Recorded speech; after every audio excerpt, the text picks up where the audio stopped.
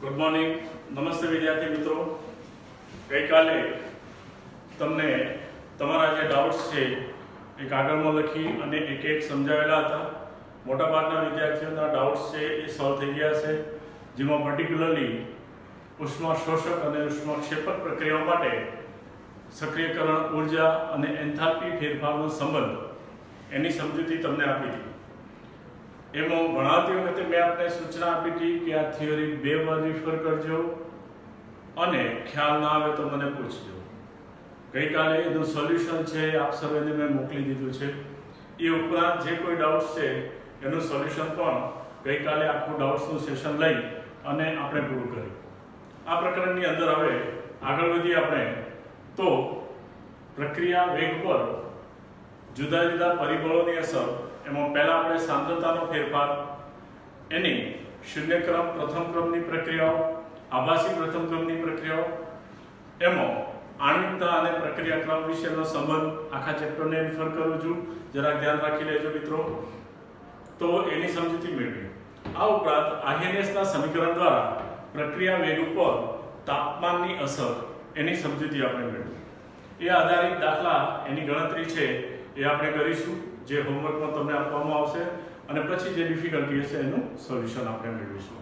તો કોયડા કે લખાણ આધારિત પ્રશ્નો બુકમાં જે આપેલા છે એ સાથે ને સાથે તમે રિફર કરતા રહેજો, જેથી કરીને આપણે સીધા સ્વાધ્યાયના પ્રશ્નો ઉપર ફોકસિંગ કરી શકીએ. મિત્રો, ધીમી પણ મક્કમ ગતિથી મહેનત તમે કરતા રહેજો. તો સાંદ્રતા, તાપમાન, દબાણ વગેરેની અસર દ્વારા પ્રક્રિયા વેગ વિશેની સમજૂતી આપણે મેળવી. આપણે આગળ જોઈએ એ છે પ્રક્રિયા વેગ પર ઉદ્દીપકની અસર. ઉદ્દીપક કે જેને અંગ્રેજીમાં કેટાલિસ્ટ તરીકે ઓળખવામાં આવે છે. સ્વાભાવિક રીતે આપણે વિચારીએ તો ઉદ્દીપકની વ્યાખ્યા આપણે અગાઉ ભણી ગયા છે કે જે પ્રક્રિયાનો વેગ વધારે અને પ્રક્રિયાને અંતે મૂળ સ્વરૂપે પાછું મળે. અહીંયા બુકમાં આપેલી છે એ અનુસાર વ્યાખ્યા આપણે જો સમજીએ તો જે રાસાયણિક પદાર્થ પ્રક્રિયાનો વેગ વધારે પરંતુ પોતાનામાં કાયમી ફેરફાર થતો નથી અને પ્રક્રિયાને અંતે એના દળમાં કોઈ ફેરફાર થતો ન હોય તેને ઉદ્દીપક તરીકે ઓળખવામાં આવે છે. તો ઉદ્દીપક એ રાસાયણિક પ્રક્રિયાઓમાં રસાયણો માટે વપરાતો શબ્દ છે. જો જૈવિક ઉદ્દીપક હોય, આપણી જૈવ રાસાયણિક પ્રક્રિયાઓમાં જે ભાગ લેતા હોય તો એને ઉત્સેચક અથવા તો એન્ઝાઇમ્સ તરીકે ઓળખવામાં આવે છે. તો મિત્રો, એ આપણે જૈવિક અણુઓમાં અલગથી ભણવાના છીએ, ત્યારે આપણે એને રિફર કરીશું. અહીં આપણે ઉદાહરણ લઈએ તો 2KClO3 પોટેશિયમ ક્લોરાઇડ એનું ઉષ્મીય વિઘટન આપણે કરીએ તો એમાંથી 2KCl + 3O2 મળે છે. આ પ્રક્રિયા જે છે એને પ્રયોગશાળામાં ઓક્સિજન વાયુની બનાવટ એના માટેની આ પ્રક્રિયા સમીકરણ છે. આ પ્રક્રિયા માત્ર ઉષ્મીય વિઘટન કરીએ તો જે ઝડપથી થાય છે એના કરતાં જો એમાં MnO2 પાવડર, મેંગેનીઝ ડાયોક્સાઇડ ઉદ્દીપક તરીકે વાપરવામાં આવે તો એ પ્રક્રિયાનો વેગ ઘણો જ વધારે છે.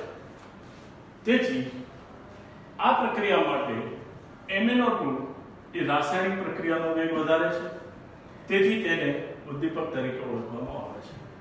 ઉદ્દીપકના અન્ય ઉદાહરણો પણ આપણે અનેક આપી શકીએ છીએ. દાખલા તરીકે ઉદ્દીપકનું અન્ય ઉદાહરણ લઈએ આપણે N2 + 3H2 gives to NH3. તો આ પ્રક્રિયાનું નામ તમને ખ્યાલ છે, એમોનિયા વાયુની બનાવટ માટેની હેબર વિધિ. તો N2 + 3H2 પ્રક્રિયા અહીંયા લઈ લઈએ જરા.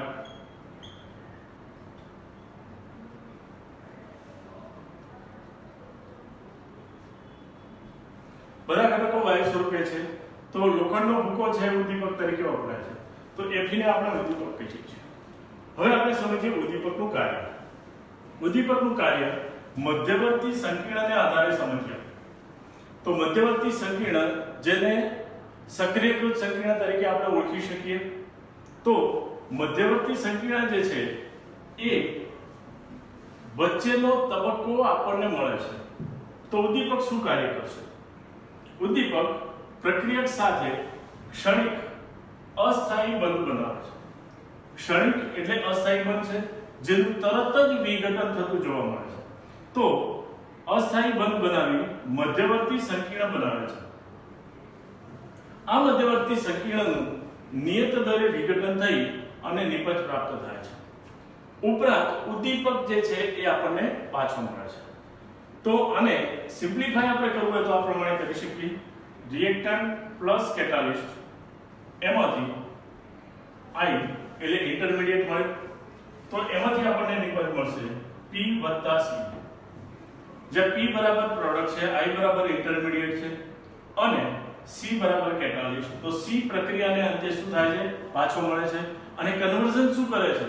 તો R converted into P, that means કે રિએક્ટન્ટ કન્વર્ટેડ ઇન્ટુ પ્રોડક્ટ. આ પ્રમાણે ઉદ્દીપક જે છે એ કાર્ય કરે છે. હવે ઉદ્દીપક જે છે એના કાર્યની લાક્ષણિકતાઓને આપણે સમજીએ. તો ઉદ્દીપક શું કાર્ય કરશે? તો ક્રિયા થવા માટેનો માર્ગ જે છે એને સરળ બનાવી દેશે. તો ઉદ્દીપક ક્રિયા માટેનો માર્ગ સરળ બનાવે છે. તો અહીંયા ક્રિયા માટેનો માર્ગ સરળ બનાવે છે અને પ્રક્રિયા વિધિ એ પૂરી પાડે છે.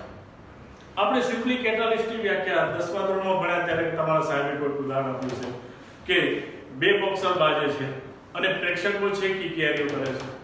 તો પ્રેક્ષકો તો એમના સ્થાને છે, એમનામાં કોઈ ફેરફાર થતો નથી, પરંતુ બંનેની પ્રક્રિયા જે છે એ બોક્સિંગની પ્રક્રિયા એને શું બનાવે છે? ઝડપી બનાવે છે, ઉત્સાહ પ્રેરે છે. તો અહીંયા ઉદ્દીપક જે છે પ્રક્રિયકોને પ્રક્રિયા થવા માટે નવો સરળ માર્ગ કે પ્રક્રિયા વિધિ કરી આપે છે અથવા પૂરી પાડે છે. અહીંયા આપણે સમજીએ આલેખથી. આલેખ બરાબર ધ્યાન દઈને સમજો મિત્રો, બે વાર સમજાવીશ. ગઈકાલની જેમ આમાં કન્ફ્યુઝન થવું ન જોઈએ. આપણે અહીંયા આલેખમાં લીધો છે સ્થિતિ ઊર્જા અને અહીંયા લીધો છે પ્રક્રિયા અક્ષ. બરાબર છે? પ્રક્રિયા અક્ષ એ પ્રક્રિયા દરમિયાન થતો ઊર્જાનો ફેરફાર સૂચવે છે અને સ્થિતિ ઊર્જા જે તે પ્રક્રિયકોને નિપજવું છે.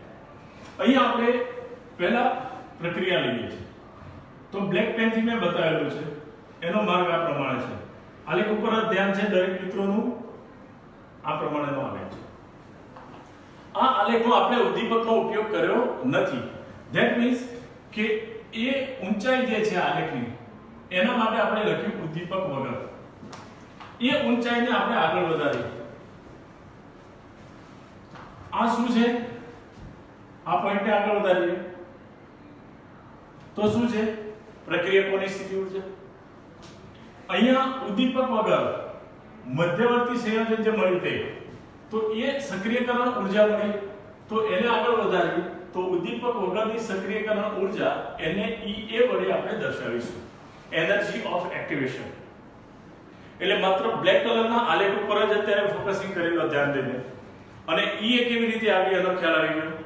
તો આનો તફાવત અને આનો તફાવત, આને આપણે શેના વડે દર્શાવ્યું? EA વડે દર્શાવ્યું. બે બાજુ દર્શાવું છું, ધ્યાન આપજો. હવે ઉદ્દીપકનો ઉપયોગ કરવાથી શું ફેરફાર થશે તે. હવે ધારો કે આપણે ઉદ્દીપકનો ઉપયોગ કર્યો છે, તો ઉદ્દીપકનો ઉપયોગ આપણે બ્લુ પેન થી દર્શાવેલો છે, ગ્રીનિશ બ્લુ છે. આ પ્રમાણેનો આલેખ છે, રાઈટ? તો હવે એની હાઈટ કેટલી છે? ઓછી છે. તો આ જે છે એને ઉદ્દીપક સાથે આપણે સક્રિયકરણ ઊર્જા મેળવી. ઉદ્દીપક સાથેની સક્રિયકરણ ઊર્જા આટલી મળી આપણને. અહીંયા આપણે જો મેળવીએ ડાબી બાજુ, તો આ જે છે એને શેના વડે દર્શાવી શકીએ? EAC વડે દર્શાવી શકીએ. C એટલા માટે લખ્યો કે energy of activation in presence of catalyst, that means કે ઉદ્દીપક સાથેની પ્રક્રિયા દરમિયાન સક્રિયકરણ ઊર્જા. તો એને EAC વડે આપણે દર્શાવીએ. તો EA અને EAC, આને EA કહીશું આપણે. બોર્ડ પર ફોકસિંગ છે બિલકુલ ભાઈ. આને કહીશું આપણે EAC. આ બંને ઉપરથી શું તારવણી કાઢી શકીએ? તો તારવણી એ કાઢી શકીએ કે EAC is less than EA. તો EAC is less than EA. તો ઉદ્દીપકની હાજરીમાં શું થયું? સક્રિયકરણ ઊર્જામાં શું થયો? ઘટાડો થયો. સક્રિયકરણ ઉર્જામાં જો ઘટાડો થાય તો પ્રક્રિયા વેગમાં શું થાય? વધારો થાય. તો અહીંયા જરા ઉદ્દીપક જે છે એનું કાર્ય એ આપણે સમજીએ. 4 મુદ્દા આપેલા છે એમસીક્યુ માટે અને બીજા માટે ખાસ આઈએમપી છે. મિત્રો ધ્યાન આપજો. તો અહીંયા સૌથી પહેલા આપણે લઈએ છીએ EAC is less than EA. IMP મુદ્દો છે. તેથી ઉદ્દીપક એ શું કાર્ય કરશે? તો પ્રક્રિયાની સક્રિયકરણ ઉર્જા જે છે એ ઘટાડે છે. સેકન્ડ પોઈન્ટ છે એ છે ઉર્જા અવરોધ ઘટાડે છે. આ ઉર્જા અવરોધ એ શું છે એને આપણે સમજીએ છીએ. 2 મિનિટ પહેલા 4 મુદ્દાની ચર્ચા કરી લો, પછી દરેકની ડિટેલમાં ચર્ચા કરી. પુરોગામી અને પ્રતિગામી પ્રક્રિયા વેગ સમાન રીતે વધારે છે. એટલે પુરોગામી પ્રક્રિયા અને પ્રતિગામી પ્રક્રિયાનો વેગ સમાન રીતે વધે તો સંતુલન પ્રાપ્ત કરવાનો સમય ઘટે અને પ્રક્રિયા ઝડપથી પૂર્ણ થાય. ધ્યાન રાખજો મિત્રો, પુરોગામી પ્રતિગામી પ્રક્રિયાનો વેગ સમાન રીતે વધે તો પ્રક્રિયા પૂર્ણ થવા અથવા તો સંતુલન પ્રાપ્ત થવાનો સમય શું થાય છે? ઘટે છે અને પ્રક્રિયા વેગ વધે છે. અહીંયા લઈએ ઉદ્દીપકની હાજરીથી ડેલ્ટા G એટલે પ્રક્રિયાની મુક્ત ઉર્જા અને સંતુલન અચળાંક કે એના ઉપર કોઈ અસર થતી નથી. હવે આપણે ફોકસ કરીએ છીએ પહેલો મુદ્દો, સક્રિયકરણ ઉર્જા ઘટાડે છે. એ તો EAC લેસ ધેન EA થી સમજી ગયા આપણે. સેકન્ડ પોઈન્ટ છે એને જરાક આપણે સમજીએ ધ્યાન દઈને. ઉર્જા અવરોધ ઘટાડે છે. અવરોધ શબ્દ જે છે એ શું છે? તો પ્રક્રિયા થવા માટે ઉર્જા જો વધારે હોય તો એ અવરોધ કહેવાય. એટલે સક્રિયકરણ ઉર્જાને શું કરે છે? ઘટાડે છે. અવરોધ શબ્દ, અવરોધ હંમેશા શું કરે? ઘટાડે.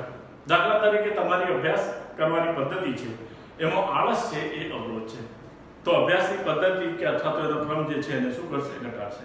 સિમ્પલ ઉદાહરણ લઈએ એનાથી પણ. તો અવરોધ જે છે એને હિન્દીમાં આપણે રાજસ્થાન કે ગુજરાત બહાર જઈએ ત્યારે સાઇન બોર્ડ આવે, અંગ્રેજીમાં આવે બમ્પ અહેડ, હિન્દીમાં આવે કૃપયા ધ્યાન રાખીએ આગે ગતિ અવરોધ है. ગતિ અવરોધ તો રોડ ઉપર આપણે જતા હોઈએ તો આ બે રોડ સમાન છે, અંતર બંનેનું સમાન છે, પણ આ રોડ ઉપર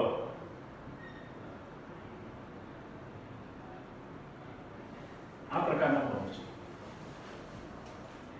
તો બમ્પ વાળા રોડ ઉપર છે એ ગતિ કેવી થઈ જશે? ધીમી થઈ જશે. તો ઉર્જા અવરોધ એ એક પ્રકારનો બમ્પ છે. તો ઉર્જા અવરોધ જેમ વધારે એમ પ્રક્રિયા વેગ કેવો હોય? ઓછો હોય. અવરોધ વધારે, વેગ ઓછો. વિદ્યુત પ્રવાહની અંદર પણ તમે ભણી ગયા છો કે અવરોધ વધારે તો એની વાહકતા કેવી હોય? હંમેશા ઓછી હોય. તો ઉર્જા અવરોધ અને ગતિ બંને એકબીજાના વ્યસ્ત પ્રમાણમાં છે એમ પણ આપણે કહી શકીએ. તો અહીંયા બમ્પ વાળો માર્ગ જે છે એ ઉર્જા અવરોધ ઘટાડે છે. હવે બીજી રીતે ઉર્જા અવરોધને જરાક સમજીએ છીએ.